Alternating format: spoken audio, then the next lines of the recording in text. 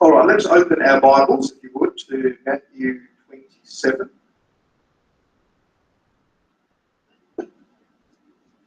Verse 37.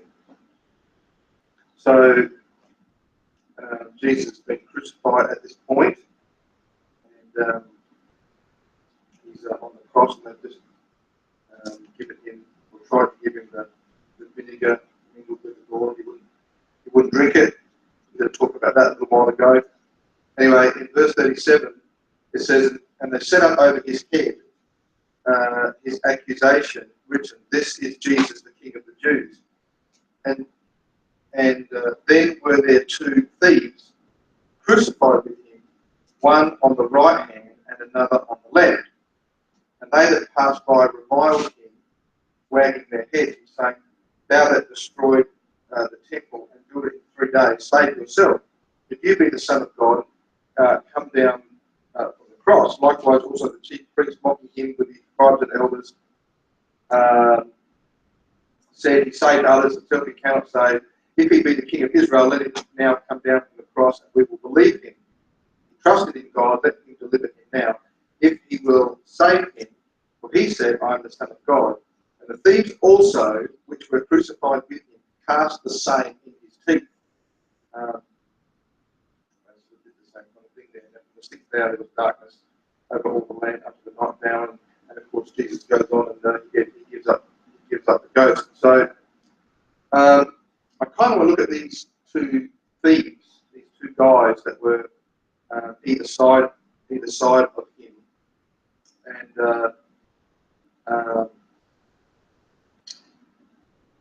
it's interesting. Lots of people talk about these two people, these two thieves, and there they are, sort of hanging on the cross on either side of Jesus, and he sort of talks.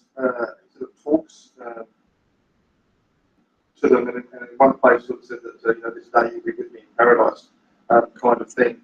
And a lot of people look at that and they say, "Oh, well, there you go. The thieves are going to be in heaven. Thieves are in heaven." But Jesus said that this day you'll be with me in paradise, sort of thing. And so they use it as an excuse to sort of get themselves out of doing the things that Jesus wants them to do. So it's kind of a little bit like, well, look, here's a guy who's a thief, and he was a really bad guy, and Jesus said that he was going to heaven, so they think. And so I must be okay. I must be right, because I'm not a thief. I'm not bad like that guy. So if he was going to go to paradise, as it were, then I must be all right as well. So they use this and many other stories, of course, but this one to sort of say, well, there you go, how bad can I be, sort of thing, if this guy's all right. Of course, we know that the word that Jesus used for, this day you'll be with me in paradise, doesn't mean anything other than you're going to be in the tomb, the same as I'm going to be in the tomb.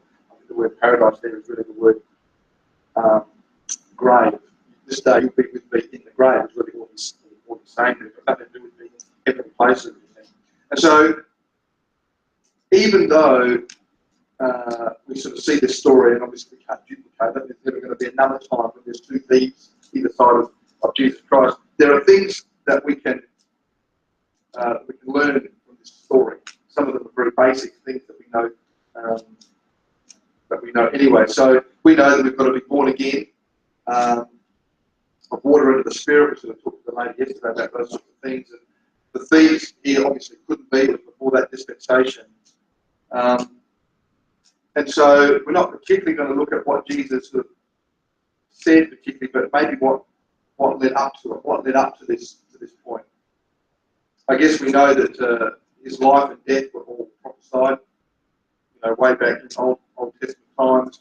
Talked about in other places with this story that he was crucified sort of with the transgressors. Talk about these two guys. Well, in reality, these two guys represent mankind in lots of ways. We'll sort of see some of those ways in a minute.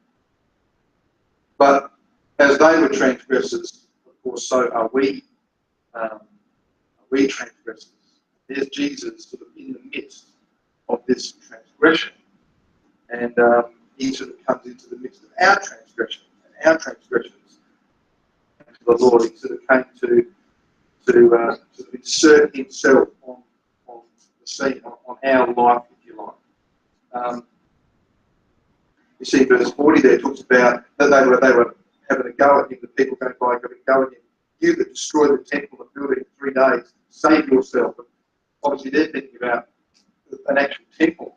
You're going to knock the temple down, you're going to build it in 3 days. It took years and years to build this. How's he going to build it in 3 days? But we know, of course, that the temple he's talking about is his body. He was going to be resurrected there. Of course, the temple was destroyed very much later, 70 AD. Titus, General Titus, there destroyed that temple. Anyway, so it was physically destroyed, but he's talking about his body here. In verse 44, the thieves also, so both these guys are having a go at Jesus. The Amplified of verse 44, it says, they abused, reproached, and made sport of him in the same way as all the others. And so there were chief priests and all that sort of thing going by, mocking him and what have you. And both of these guys, the thieves, plural, also, which were crucified with him, cast the same in his teeth. But they also were having a go at him. So we're going to pick up this same story, but go to Luke, sort of puts it a little different way. Luke 23.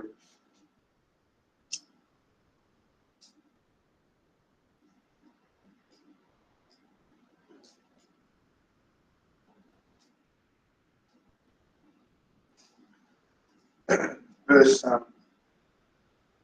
39. So this is picking up the story there.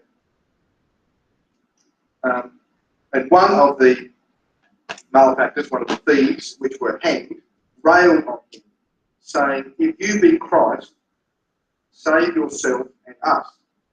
But the other, answering, rebuked him, saying, dost thou not fear God, the same condemnation? And we indeed justly, for we receive the due reward of our deeds. But this man has said nothing amiss. And he said to Jesus, Lord, remember me when thou art in thy kingdom. Jesus said to him, verily I say to thee today, thou shalt be with me in paradise. So there was that thing I was talking about before. And so, in Matthew's account there, you see that both of them were mocking Jesus initially, but it seems that one of them has had a change of heart. One of them has had like a change of approach. He didn't keep doing it. Maybe he saw something. Yes, we know that he probably did see something. And so we don't know much about these guys. We don't know anything about their history or their life circumstance or what drove them to do the things that they did. Really, all we know is that they were criminals. I guess that's what we know. Certainly in the eyes of the Romans, they were criminals. And they were being crucified as many people were.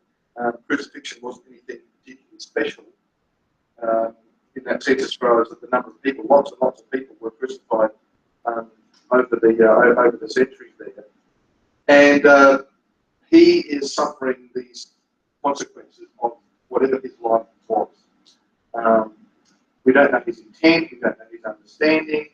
What we do know is that here are two guys right next to Jesus as he's been crucified, and they've been crucified as well. So they're going through the same types of things, although not really to the same degree as Jesus went through, of course.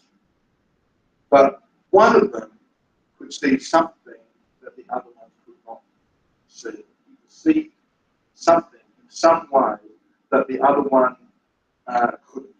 And really, isn't that such a principle in the Lord, coming to the Lord? That people, at some point in their life, they get to a point where they see something. Maybe they've had the gospel presented to them over a long period of time. Maybe their life has sort of gone off the rails. Maybe, like drugs now are such an incredible problem, particularly in the United States, but it's really happening all over the world, really.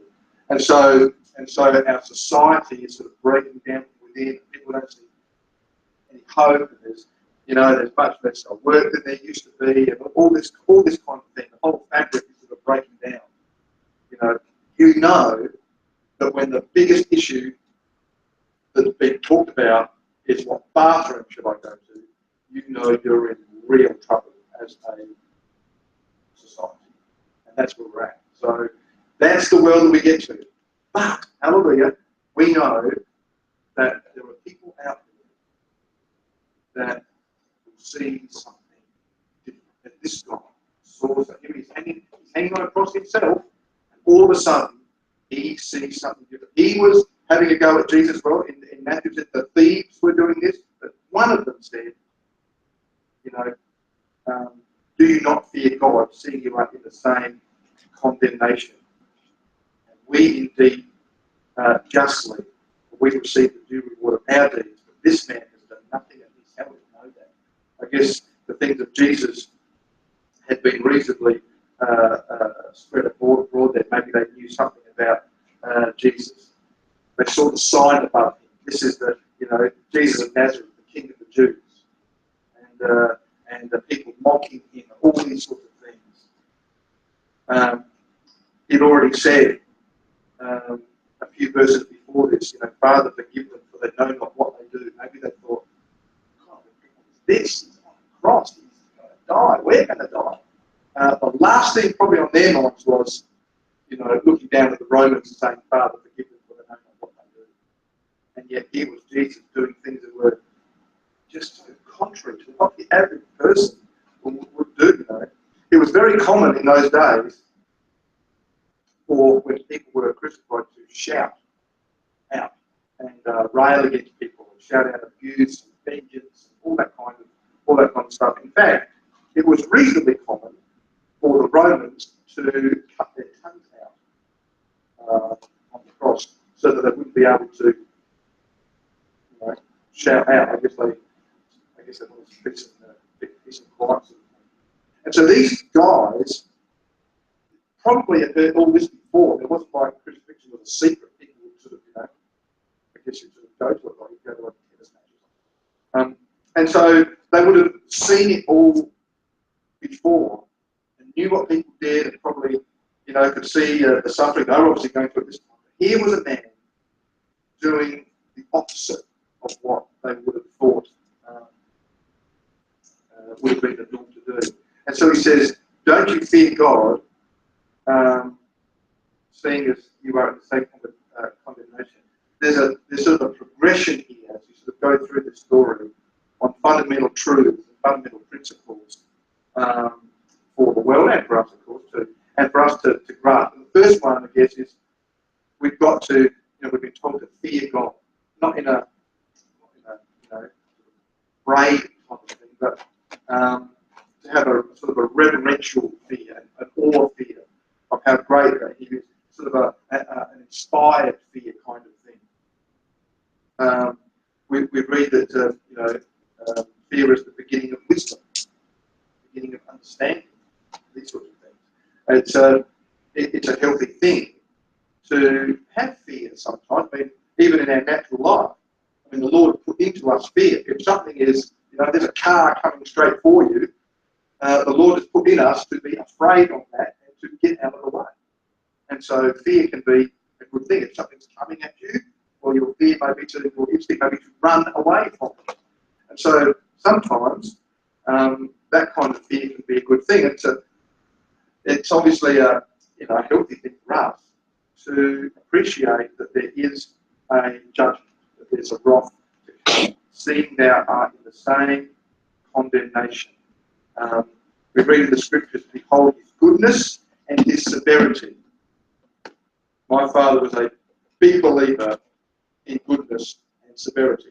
Actually, he was more of a believer in severity, but he did believe in something of goodness too, I'm sure. And so the Lord is saying that I will look after you, I'll take care of you, I'll do things for you, but there are consequences to your actions.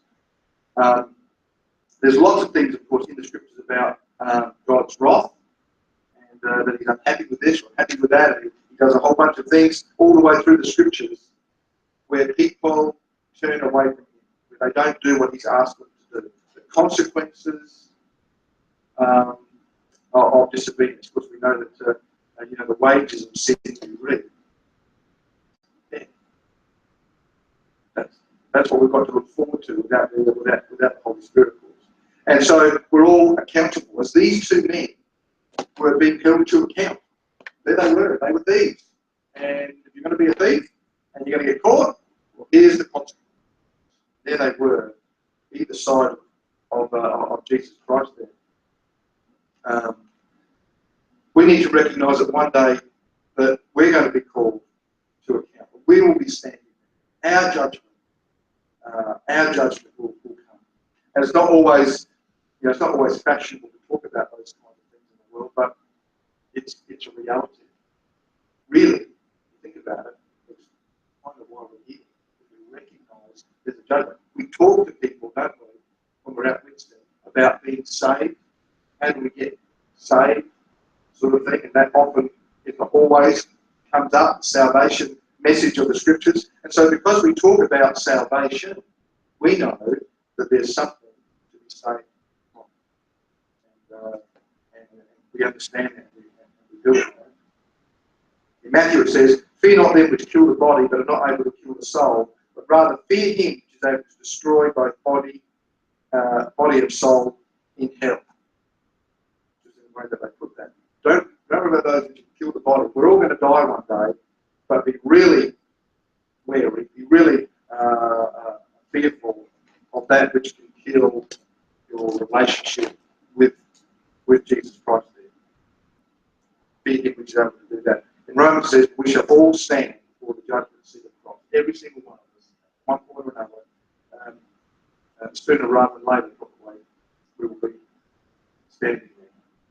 And so because of all of those things that we understand, we should be in awe of his glory, his majesty, what he achieved on the cross of Calvary. What an amazing event that this was. And even though it's something from all that time ago, it still has such a profound influence, even today, 2,000 years later, even 2,000 years later. Such a profound effect on every single person, whether they know it or not. His majesty, his sovereignty, all of those things, all that he represents. And so we know that obviously he sent his son once to die, but the next time, there's retribution for those not following him. And it motivates us, doesn't it, to talk to people. When we're out there, talking with folks yesterday, and there's so little hope out there. Just the despair that you sort of see, just even in people's faces as they're sort of walking around, you sort of see just what's the point kind of feeling. Well, we know that there is a point. We know that we want to be the ones to sort of shine that light that the Lord has given to us. These two guys, of course, on the cross next to Jesus, were very close to death. Both of them. They were on the cross. They're not going to live much longer. But one of them realised we need to have a reverence towards God. We are just receiving the due reward of our deeds. What's he doing? Why is he here? I don't understand why this guy's here when he hasn't done anything, when he hasn't done anything wrong that they see there.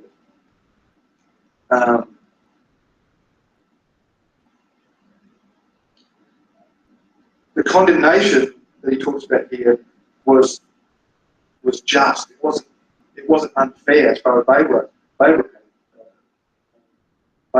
That they'd done something wrong and they were just reaping their reward. In John 3 it says, "And this is the condemnation, that light is come into the world, and men love darkness rather than light, because their deeds are evil. For everyone that does evil hates the light, neither comes to the light, lest his deeds should be reproved. He that does truth comes to the light, that his deeds may be made manifest, openly shown, that they are wrought in God." And so the world has a twofold problem.